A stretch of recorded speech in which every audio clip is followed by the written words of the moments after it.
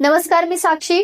जगभरात खळबळ माजवणारी बातमी. अमेरिकेचे राष्ट्राध्यक्ष डोनाल्ड ट्रम्प यांच्या आदेशाने व्हेनेझुएलावर मोठी लष्करी कारवाई करण्यात आली आहे.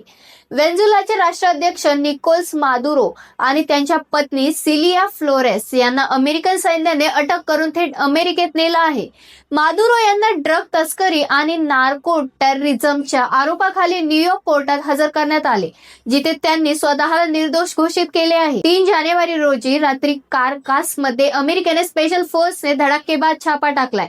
व्हेनेझुएलाच्या हवाई संरक्षण यंत्रणेला निष्क्रिय करून हेलिकॉप्टरने सैनिक उतरवले आणि मादुरो यांना त्यांच्या निवासस्थानातून ताब्यात घेतले आहे. ट्रम्प यांनी ही कारवाई कायदा अंमलबजावणी म्हणून समर्थन दिले असून व्हेनेझुएलाचे तेल साठे आणि संसाधने अमेरिकेच्या नियंत्रणात आणण्याचा उद्देश असल्याचे बोलले जात आहे. ट्रम्प यांनी म्हटले आहे की अमेरिका आता व्हेनेझुएलाचे नेतृत्व करेल आणि तेथील तेल कंपन्या पुन्हा सक्रिय करतील.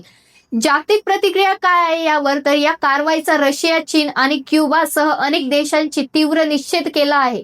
क्युबाने सांगितलं की या ऑपरेशनमध्ये त्यांचे 32 सैनिक मारले गेले. संयुक्त राष्ट्राची सुरक्षा परिषदेतही या मुद्द्यावर चर्चा झाली आहे, जिथे अमेरिकेच्या कृतीला आक्रमक म्हटले गेले आहे. भारताची भूमिका काय आहे यावर तर या पार्श्वभूमीवर भारताने पहिल्यांदा स्पष्ट भूमिका मांडली आहे.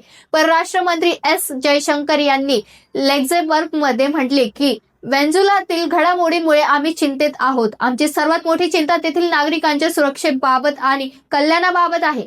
आम्ही सर्व संबंधित पक्षांना आवाहन करतो की ते एकत्र बसून संवादातून व्हेनेझुएलाच्या लोकांच्या हितासाठी तोडगा काढावा. भारताने नेहमीप्रमाणे शांत आणि संवादावर भर दिला आहे.